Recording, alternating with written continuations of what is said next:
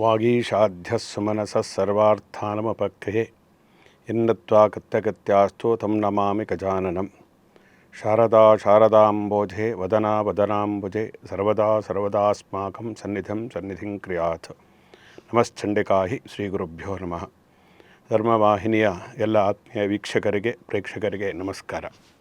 ಮಾನವನ ಜೀವನದ ಶ್ರೇಯಸ್ಸಿಗೋಸ್ಕರ ನಮ್ಮ ಸಂಸ್ಕೃತಿಯಲ್ಲಿರತಕ್ಕಂತಹ ಆಚಾರ ವಿಚಾರಗಳ ಮಹತ್ವವನ್ನು ತಿಳಿಸ್ತಕ್ಕಂತಹ ಪ್ರಯತ್ನವನ್ನು ಹಲವು ಸಂಚಿಕೆಗಳಲ್ಲಿ ನಾವು ಮಾಡಿದ್ದೇವೆ. ಹಾಗೆ ಮುಂದುವರಿಸಿಕೊಂಡು ಬಂದು ನಕ್ಷತ್ರನಾಮ ಇದು ಪ್ರತಿಯೊಬ್ಬರಿಗೂ ಕೂಡ ತುಂಬ ಪ್ರಮುಖವಾಗಿರತಕ್ಕಂಥದ್ದು. ಅಂದರೆ ಯಾವ ನಕ್ಷತ್ರ ಪ್ರತಿಯೊಂದು ನಕ್ಷತ್ರಕ್ಕೂ 4 ಪಾದಗಳು ಇರುತ್ತೆ.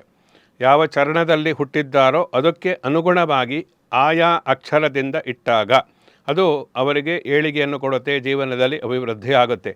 ಅದರಿಂದ ಪ್ರತಿಯೊಬ್ಬರೂ ಕೂಡ ಯಾವ ನಕ್ಷತ್ರದಲ್ಲಿ ಜನಿಸಿದ್ದಾರೆ ಅದಕ್ಕೆ ಅನುಗುಣವಾಗಿ ನಮ್ಮ ಹೆಸರಿದೆಯೋ ಅನ್ನತಕ್ಕಂಥ ತಿಳಿದುಕೊಳ್ಳಬೇಕು. ಮತ್ತು ಮುಂದೆ ಜನಿಸ್ತಕ್ಕಂತಹ ಮಗುವಿಗೆ ಇನ್ನೂ ನಾಮಕರಣ ಮಾಡದೇ ಇರತಕ್ಕಂಥವರು ಕೂಡ ಇದನ್ನು ಗಮನಿಸಿ ಅದಕ್ಕೆ ಅನುಗುಣವಾಗಿ ನಾಮಕರಣವನ್ನು ಮಾಡತಕ್ಕಂಥದ್ದು ಸೂಕ್ತ ಅಂತೇಳಿ ಹೇಳ್ಬೋದು. ಅಂದರೆ ಅಶ್ವಿನಿ ನಕ್ಷತ್ರದಲ್ಲಿ ಜನಿಸಿರ್ತಕ್ಕಂಥವರಿಗೆ ಛ ಅಕ್ಷರದಿಂದ ಅಂದರೆ ಛ ಚೇ ಚೂ ಲ ಅಂದರೆ 4 ಪಾದಗಳು ಇರುತ್ತೆ. ಆ ಒಂದೊಂದು ಪಾದಕ್ಕೂ ಕೂಡ ಛ ಅಕ್ಷರದಿಂದ ಪ್ರಾರಂಭ ಆಗತಕ್ಕಂತಹ ಅಕ್ಷರದಿಂದ ನೀವು ಹೆಸರನ್ನು ಇಟ್ಟಾಗ ಅದು ಅಭಿವೃದ್ಧಿಯನ್ನು ಕೊಡುತ್ತೆ. ಭರಣಿ ನಕ್ಷತ್ರದಲ್ಲಿ ಹುಟ್ಟಿರತಕ್ಕಂಥವರಿಗೆ ಲಾ ಅಕ್ಷರದಿಂದ ಲಾ ಲಾ ಲೇ ಲು ಅನ್ನತಕ್ಕಂಥದ್ದು. ಕೃತ್ತಿಕಾ ನಕ್ಷತ್ರದಲ್ಲಿ ಜನಿಸಿರತಕ್ಕಂಥವರಿಗೆ ಆ ಅಕ್ಷರದಿಂದ ಆ ಇ ಉ ಈ 4 ಅಕ್ಷರಗಳಿಂದಲೂ ಕೂಡ ಪ್ರಾರಂಭವನ್ನು ಮಾಡಬಹುದು. ರೋಹಿಣಿ ನಕ್ಷತ್ರದಲ್ಲಿ ಜನಿಸಿರತಕ್ಕಂತಹ ಮಗುವಿಗೆ ಓ ಅಕ್ಷರದಿಂದ ಅಥವಾ ವಾ ಅಕ್ಷರದಿಂದ ಪ್ರಾರಂಭ ಆಗತಕ್ಕಂಥದ್ದನ್ನು ಇಟ್ಟರೆ ಒಳ್ಳೆಯದು. ಮೃಗಶಿರ ನಕ್ಷತ್ರದಿಂದ ಹುಟ್ಟಿರತಕ್ಕಂತಹ ಯಾವುದೇ ಮಗು ಆದರೂ ಕೂಡ 4 ಪಾದಗಳಿರುತ್ತೆ. ಅದನ್ನು ವೇ ಓ ಕಾ ಕಿ ಅನ್ನತಕ್ಕಂಥದ್ದು. ಆರಿದ್ರಾ ನಕ್ಷತ್ರದಲ್ಲಿ ಜನಿಸಿರತಕ್ಕಂತಹ ಮಗುವಿಗೆ 4 ಪಾದಗಳು ಕ್ರಮವಾಗಿ ತಿಳಿದುಕೊಳ್ಳಬೇಕು. ಖು ಘ ಞ ಛ ಅಕ್ಷರದಿಂದ. ಪುನರ್ವಸು ನಕ್ಷತ್ರದಲ್ಲಿ ಜನಿಸಿರತಕ್ಕಂತಹ ಮಗುವಿಗೆ ಕೆ ಕೋ ಹ ಹಿ ಎನ್ನತಕ್ಕಂಥದ್ದು. ಪುಷ್ಯ ನಕ್ಷತ್ರದಲ್ಲಿ ಜನಿಸಿರತಕ್ಕಂಥದ್ದಕ್ಕೆ ಹೂ ಹೇ ಹೋ ಡ ಈ ಅಕ್ಷರ ಪ್ರಾರಂಭದ ಅಕ್ಷರ ಬರಬೇಕು. ಆಶ್ಲೇಷ ನಕ್ಷತ್ರ ಕೇತುವಿನ ನಕ್ಷತ್ರವಾಗಿರತಕ್ಕಂಥದ್ದು. ಆಶ್ಲೇಷ ನಕ್ಷತ್ರದಲ್ಲಿ ಈ ಹುಟ್ಟಿರತಕ್ಕಂಥವರಿಗೆ ಡಿ ಡು ಡೇ ಡೋ ಅನ್ನತಕ್ಕಂಥದ್ದು. ಮಖಾ ನಕ್ಷತ್ರ ಮಹಾನಕ್ಷತ್ರ ಅಂಥೇಳಿ ಹೇಳ್ತಾರೆ. ಈ ಮಹಾನಕ್ಷತ್ರದಲ್ಲಿ ಜನಿಸಿರತಕ್ಕಂಥವರಿಗೆ ಮಾ ಮಿ ಮೂ ಮೇ ಅಂದರೆ 4 ಪಾದಗಳು ಬರತಕ್ಕಂಥದ್ದು. ಜೊತೆಯಲ್ಲಿ ಈ ಪುಬ್ಬ ನಕ್ಷತ್ರ ಕೂಡ ಮಹಾನಕ್ಷತ್ರ ಅಂತೇಳಿ ಕರೆಸಿಕೊಳ್ಳುತ್ತೆ. ಹೀಗೆ ಓ ಟಾ ಟೇ ಟು. ಉತ್ತರ ನಕ್ಷತ್ರದಲ್ಲಿ ಹಾಗೆ ಮುಂದುವರಿಸಿಕೊಂಡು ಬಂದು ಟೇ ಟೋ ಪಾ ಪಿ. ಹಸ್ತ ನಕ್ಷತ್ರದಲ್ಲಿ ಪೂ ಶ ಣ ಠ ಮಹಾಪ್ರಾಣ. ಜೊತೆಯಲ್ಲಿ ಚಿತ್ತಾ ನಕ್ಷತ್ರದಲ್ಲಿ ಪೇ ಪೋ ರ ರಿ ನಕ್ಷತ್ರದಿಂದ. ಸ್ವಾತಿ ನಕ್ಷತ್ರದಲ್ಲಿ ಜನಿಸಿರತಕ್ಕಂತಹ ಮಗುವಿಗೆ ರು ರೇ ರೋ ಥ ಅಂದರೆ 4 ಪಾದಕ್ಕೆ ಅನುಗುಣವಾಗಿ. ವಿಶಾಖ ನಕ್ಷತ್ರದಲ್ಲಿ ಜನಿಸಿರತಕ್ಕಂತಹ ಮಗುವಿಗೆ ತಿ ತು ತೇ ತೋ ಅನ್ನತಕ್ಕಂತಹ ದೀರ್ಘಸ್ಫಲಿತ ಯುಕ್ತವಾದಂತಹ ಅಕ್ಷರದಿಂದ ಪ್ರಾರಂಭ ಆಗಬೇಕು. ಅನುರಾಧ ನಕ್ಷತ್ರದಲ್ಲಿ ನಾ ನೀ ನೂ ನೆ. ಜ್ಯೇಷ್ಠ ನಕ್ಷತ್ರದಲ್ಲಿ ನೂ ಯಾ ಇ ಯು. ಮೂಲಾ ನಕ್ಷತ್ರದಲ್ಲಿ ಎ ಯೋ ಬ ಭಿ. ಪೂರ್ವಾಷಾಢ ನಕ್ಷತ್ರದಲ್ಲಿ ಭೂ ದಾ ಬಾ ಢ. ಉತ್ತರಾಷಾಢ ನಕ್ಷತ್ರದಲ್ಲಿ ಭೋ ಭೇ ಜಾ ಝಿ. ಮಹಾವಿಷ್ಣುವಿನ ನಕ್ಷತ್ರವಾದಂತಹ ಶ್ರವಣ ನಕ್ಷತ್ರದಲ್ಲಿ ಜನಿಸಿರತಕ್ಕಂತಹ ಶಿಶುವಿಗೆ ಶಿ ಶು ಶೇ ಶೋ ಅನ್ನತಕ್ಕಂಥದ್ದು. ಧನಿಷ್ಠ ನಕ್ಷತ್ರ ಗ ಅಕ್ಷರದಿಂದ ಗೀ ಅಕ್ಷರದಿಂದ ಗು ಅಕ್ಷರದಿಂದ ಮತ್ತು ಗೇ ಅಕ್ಷರದಿಂದ ಪ್ರಾರಂಭ ಆಗತಕ್ಕಂತಹ ಆಕರ್ಷಕವಾದಂತಹ ಹೆಸರು. ಶತಭಿಷ ನಕ್ಷತ್ರದಿಂದ ಪ್ರಾರಂಭ ಮಾಡತಕ್ಕಂಥದ್ದು ಗೋ ಸಾ ಸಿ ಸು. ಪೂರ್ವಾಭಾದ್ರ ನಕ್ಷತ್ರ ಸೇ ಸೋ ದ ಧಿ. ಉತ್ತರಾಭಾದ್ರ ನಕ್ಷತ್ರದಲ್ಲಿ ಧು ಖ ಝ ಥ. ಮತ್ತು ಕೊನೆಯದಾಗಿರ್ತಕ್ಕಂತಹ ರೇವತಿ ನಕ್ಷತ್ರದಲ್ಲಿ ರೇ ದೋ ಛಾಚಿ ಈ 4 ಪಾದಗಳಿಗೆ ಸಂಬಂಧಪಟ್ಟಂತಹ ಮೊದಲನೇ ಅಕ್ಷರ ಬರಬೇಕು. ಎಲ್ಲದೂ ಕೂಡ ನೀವು ಈಗ ಸಾವಿರಾರು ಹೆಸರುಗಳು ಇರುತ್ತೆ, ಗೂಗಲಲ್ಲಿ ಸರ್ಚ್ ಮಾಡ್ಬೋದು. ಆ ಹೆಸರಿಗೆ ಸಂಬಂಧಪಟ್ಟಿರತಕ್ಕಂತಹ ಪುಸ್ತಕಗಳೇ ಸಾವಿರಾರು ಹೆಸರುಗಳು ಇರತಕ್ಕಂಥದ್ದು ಬರುತ್ತೆ. ಜೊತೆಯಲ್ಲಿ ಹಿಂದಿನ ಕಾಲದಲ್ಲಿ ಇಂತಹ ಗೊಂದಲಗಳು ಇರಲಿಲ್ಲ. ದೇವರ ಹೆಸರನ್ನು ಇಟ್ಟುಬಿಡ್ತಾ ಇದ್ದರು. ದೇವರ ಹೆಸರನ್ನು ಕೂಡ ಇಡತಕ್ಕಂಥದ್ದಾದರೆ ಏನು ನೋಡುವುದೇ ಬೇಡ. ಸರಿಯಾಗಿರತಕ್ಕಂತಹ ರೀತಿಯಲ್ಲಿ ಕುಲದೇವರ ಹೆಸರನ್ನು ಇಟ್ಟರೆ ಆ ದೇವರ ಸ್ಮರಣೆ ಆಗುತ್ತಲ್ಲ. ಮಗನ ಅಥವಾ ಮಗಳ ಹೆಸರನ್ನು ಎಷ್ಟು ಸಾರಿ ಕಲಿಯುತ್ತಾರೋ ನಮಗೆ ತಿಳಿಯದೇ ಅಷ್ಟು ಸಲ ದೇವರ ಸ್ಮರಣೆ ಅನ್ನತಕ್ಕಂಥದ್ದು ಆಗಿಬಿಡುತ್ತೆ.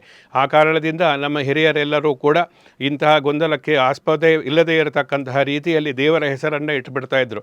ಈಗಲೂ ಕೂಡ ದೇವರಿಗೆ ಒಂದೊಂದು ಹೆಸರಿಗೂ ಸಾವಿರಾರು ನಾಮಗಳಿದೆ, ಲಕ್ಷ ನಾಮಗಳಿದೆ, ಸಹಸ್ರನಾಮ ಪ್ರತಿಯೊಂದು ದೇವರಿಗೂ ಕೂಡ ಇದೆ.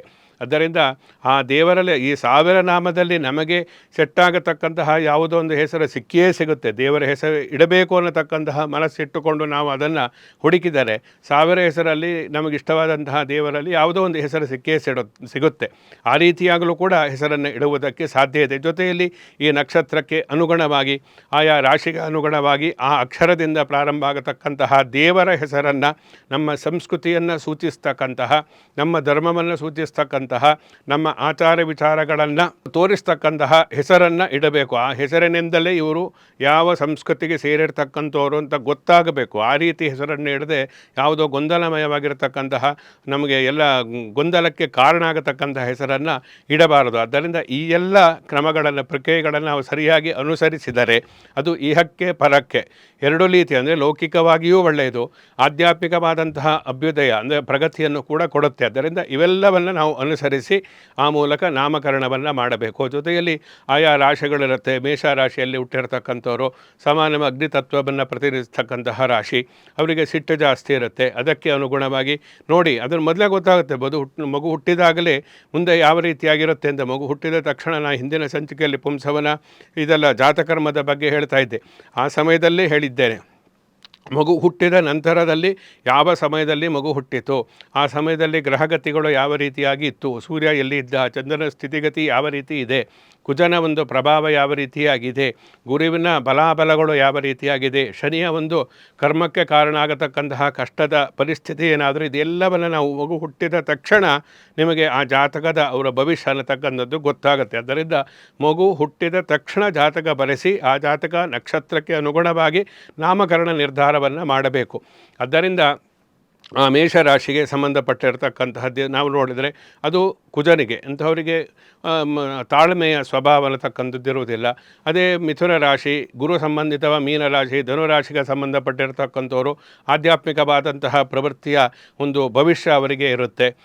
ಈ ವೃಷಭ ರಾಶಿ ಮತ್ತು ತುಲಾರಾಶಿಯಲ್ಲಿ ಜನಿಸಿರತಕ್ಕಂತಹ ಮಕ್ಕಳಿಗೆ ಸಾಮಾನ್ಯವಾಗಿ ಭೋಗವಾಗಿರ್ತಕ್ಕಂಥ ಲಕ್ಸುರಿ ಲೈಫ್ ಕಡೆ ಆಸಕ್ತಿ ಅನ್ನತಕ್ಕಂಥದ್ದಿರುತ್ತೆ. ಅದಕ್ಕೆ ಅನುಗುಣವಾಗಿ ಅವರಿಗೆ ಸೂಟ್ ಆಗತಕ್ಕಂತಹ, ಅವರಿಗೆ ಹೊಂದಾಣಿಕೆ ಆಗತಕ್ಕಂತಹ ಹೆಸರನ್ನು ಇಡಬೇಕು. ಆದ್ದರಿಂದ ಈ ನಕ್ಷತ್ರವನ್ನೂ ಗಮನಿಸಬೇಕು, ರಾಶಿಯನ್ನು ಗಮನಿಸಬೇಕು, ಜಾತಕವನ್ನು ಗಮನಿಸಬೇಕು, ಆ ಸಮಯದಲ್ಲಿರ್ತಕ್ಕಂತಹ ಗೃಹಸ್ಥಿತಿಗಳನ್ನು ಕೂಡ ಗಮನಿಸಬೇಕು. ಜೊತೆಯಲ್ಲಿ ಜಾತಕದಲ್ಲಿ ಏನಾದರೂ ರಾಜಯೋಗಗಳು ಅನ್ನತಕ್ಕಂಥದ್ದಿರುತ್ತೆ.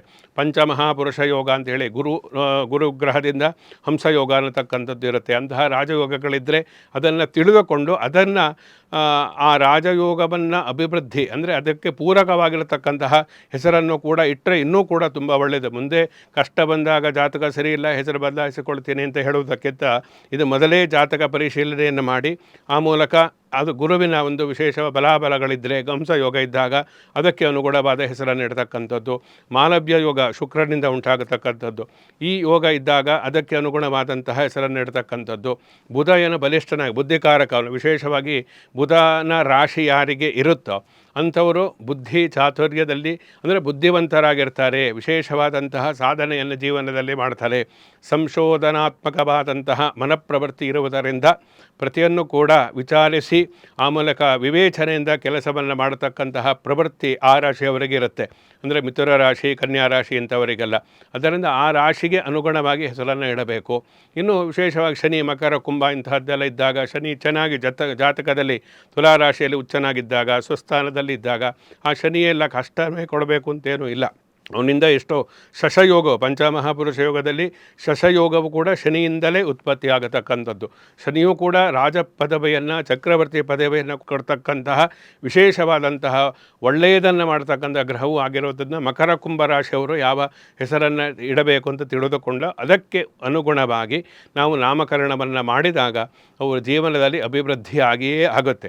ಆದರೆ ನಾಮಕರಣ ಒಂದು ಹೆಸರು ಇಡಬೇಕಾದ್ರೆ ಇಷ್ಟೆಲ್ಲ ನಾವು ತಿಳ್ಕೊಂಡು ಹೆಸರಿಡಬೇಕು. ಹೆಸರು ಇದು ಏನೋ ಒಂದು ಹೆಸರು ಹೆಸರು ಇಟ್ಟುಬಿಟ್ರೆ ಆಯಿತು ಅಂಥೇಳಿ ಇರ್ತಕ್ಕಂಥ ಹಿಂದಿನ ಕಾಲದಲ್ಲೇ ಹಾಗೇ ಇರ್ತಾಯಿತ್ತು. ಅಂದರೆ ಏನೋ ಹೆಸರು ಯಾವುದೋ ನೆನಪಿಗೆ ಬರುತ್ತೋ ಆ ಹೆಸರನ್ನು ಇಟ್ಟು ಬಿಡ್ತಾಯಿದ್ರು. ಮುಂದೆ ಮಕ್ಕಳು ತಂದೆ ತಾಯಿಗಳನ್ನು ಬೈಕೊಳ್ತಾರೆ, ಈ ಹೆಸರು ಚೆನ್ನಾಗಿರೋ ಹೆಸರಿಡಬಾರ್ದಾಗಿತ್ತ ಅನ್ನತಕ್ಕಂಥದ್ದು. ಆದ್ದರಿಂದ ಇವಾಗೆಲ್ಲ ಆಧುನಿಕವಾಗಿ ತುಂಬ ಟೆಕ್ನಾಲಜಿ ತುಂಬ ಮುಂದುವರೆದಿದೆ, ನಮಗೆ ಸಹಕಾರಿಯಾಗುತ್ತೆ. ಅದನ್ನು ಉಪಯೋಗಿಸಿಕೊಂಡು ಆಧುನಿಕತೆಯನ್ನು ಹೆಚ್ಚು ಅಳವಡಿಸಿಕೊಳ್ಳದೆ ನಮ್ಮ ಸಂಪ್ರದಾಯಕ್ಕೆ ಯಾವುದೇ ಲೋಪದೋಷಗಳು ಉಂಟಾಗದೇ ಇರತಕ್ಕಂತಹ ರೀತಿಯಲ್ಲಿ ನಾವು ನಾಮಕರಣ ಸಂಸ್ಕಾರವನ್ನು ಮಾಡಿದಾಗ ಅದು ಅರ್ಥಪೂರ್ಣವಾಗಿ ಇರುತ್ತೆ ಅಂಥೇಳಿ ಹೇಳ್ಬೋದು.